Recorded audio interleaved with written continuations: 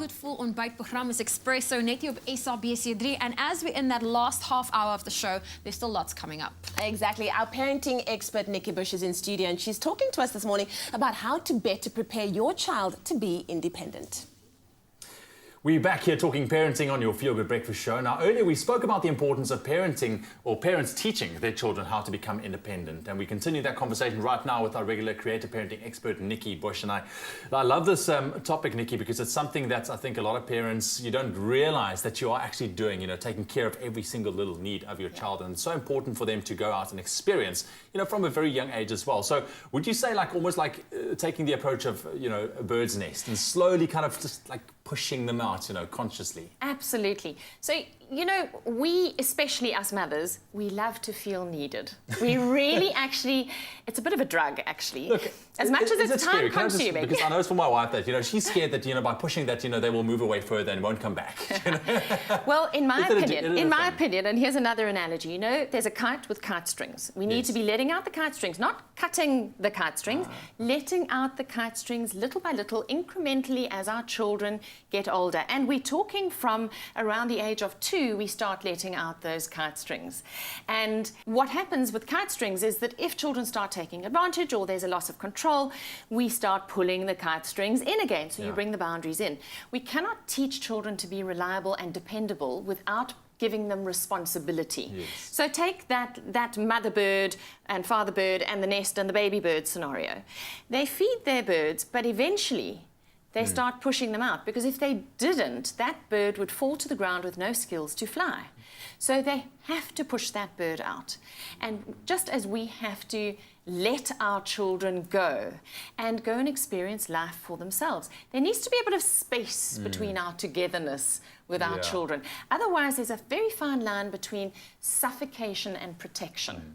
Okay. A very fine line. Yeah, that is a very fun line. I think a lot of it, and it can become blurry very easily. You also mentioned a little bit earlier on, from a young age, obviously you need to address these kind of issues, slowly start, letting your child experience things. But what about emotions, like frustration? I know for me, whenever one of my boys get frustrated, you immediately jump into action mode and you want to do something about it to get rid of that. That starts off from an early age, Ewan. Just think about a baby who can't crawl, but is trying to crawl. They get frustrated, they get irritated, they get upset. We often will pick them up. And you know what? If you were not in the room, that baby would make a plan. Yeah. If you were not in the room and your 18-month-old, 2-year-old wanted something from a cupboard, believe you me, they would make a plan. Absolutely. And so children are very capable and very good at making plans if we allow them to. And I'm not saying be reckless. I'm certainly not saying let your children do dangerous things. Yeah. But for example, you're a great cook. So Dad, you make great Sunday breakfasts, a good fry-up. Yeah. Do you call your children in to help you cook, or do you say, stay away in case the oil spits at you? Yeah. Or you're making a braai, stay away because fire is dangerous, rather than bringing them in and teaching them how to do it safely and responsibly. Passing on the baton of responsibility, teaching them to do the things you do anyway. We're not saying go out and do rocket science here. Exactly. We're it's the saying small things. passing on the baton of responsibility to do the normal everyday stuff. We teach independence, resourcefulness and resilience in everyday ways. You don't have to send your child off on a major mission to go and learn these things. You can actually do this in your home by believing in them. I like that. I like that. I was just picking up on that point. Just a couple of days ago, I was having a braai, and my boy, I taught him how to light the firelighters. And it was such a big achievement for him.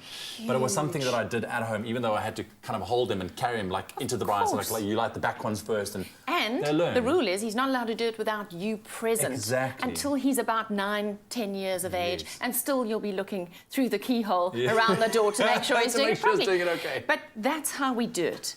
Little by little, life by little. Remember the kite strings. Advice for parents before we go. Don't do everything for your children.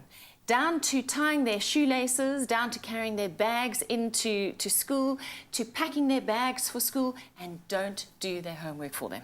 Don't do their homework for them. I like that. Nikki, thank you very much for joining us this morning. Some great advice for all of you parents out there. Make sure that you allow your kids just to experience life.